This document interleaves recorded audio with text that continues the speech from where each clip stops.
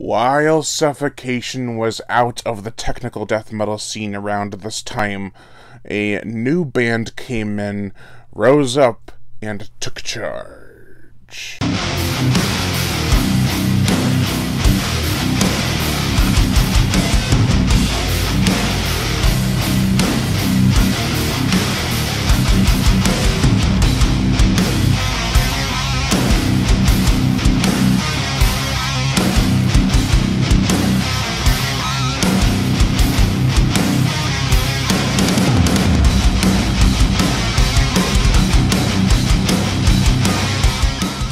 Decapitated, and their first album, Winds of Creation. This is a technical death metal album from the year 2000 that was more insane yet precise than pretty much anything that came before it. Happy 20th anniversary to Decapitated's Winds of Creation. This album was originally released in Poland on April 10th, 2000. But the US release was April 17th, if I have read correctly on my info. It's a Polish band filled with tons of really young members at the time. There's Sauron, who does the vocals. They are very low and guttural.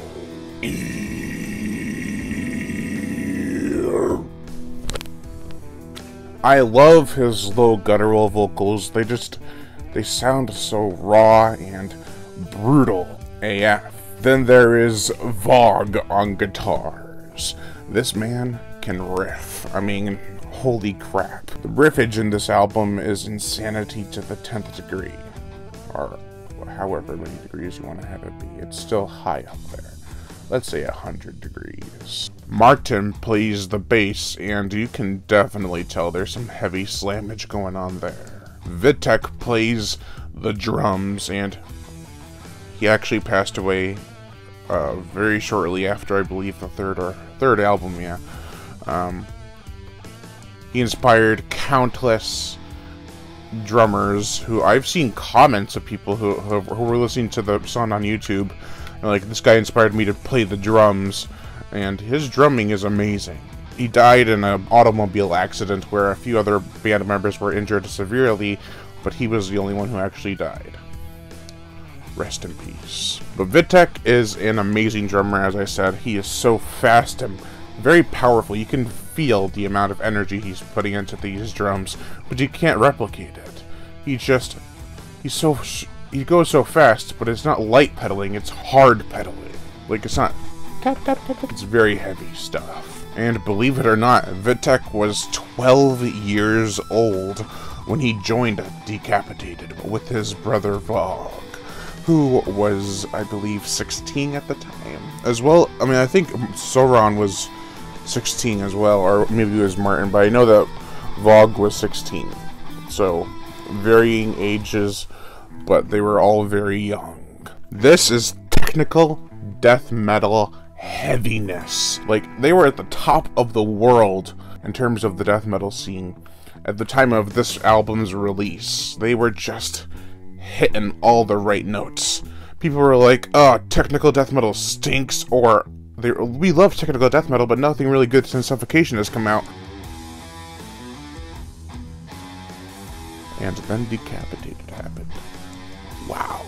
I remember hearing Spheres of Madness, which is on the second album, first, and was impressed, and listening to this album from beginning to end was definitely a treat. It is not just noise. People often say that death metal is just loud noises mixed with grunting and growling.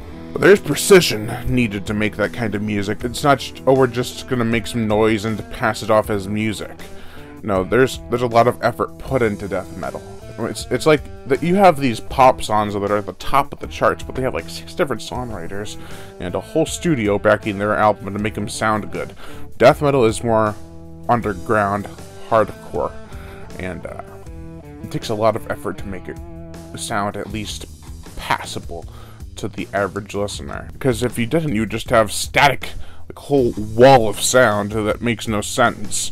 But Decapitated is so precise that it's one of the perfect bands to illustrate how to show a person who's not really into death metal how fast, precise, and intricate it can be. The album artwork is very weird, out there even. It's almost something out of an H.R. Giger drawing.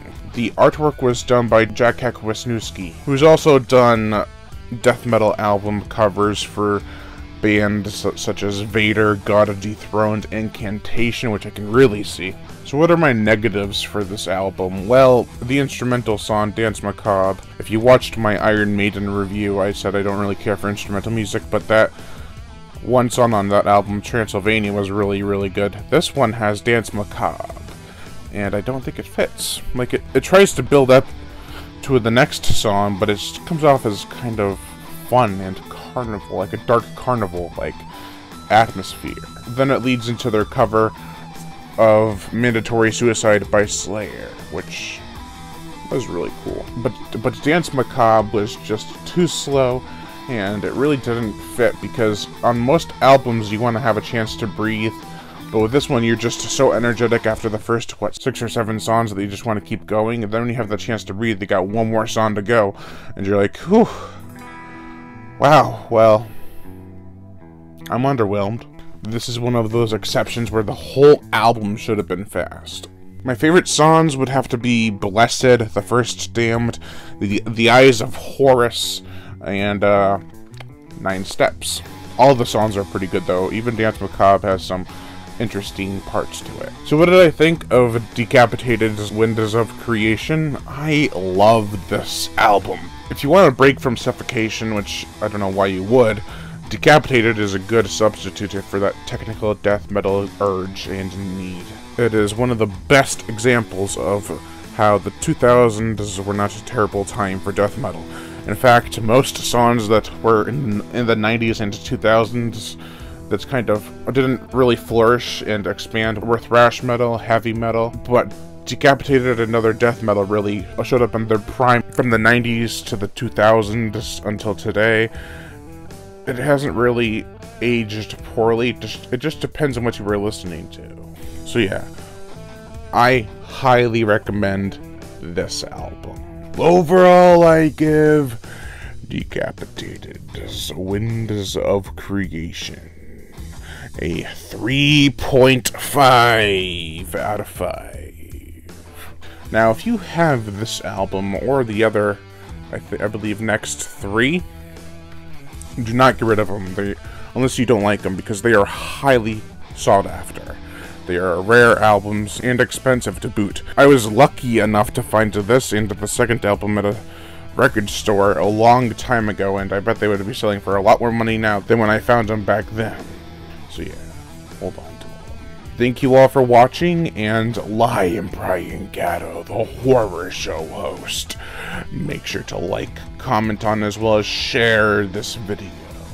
Like my Facebook fan page and support me on Patreon. Even $1 a month will help keep this channel going on strong, and I'd greatly appreciate it. Also hit that notification bell, and as always, subscribe.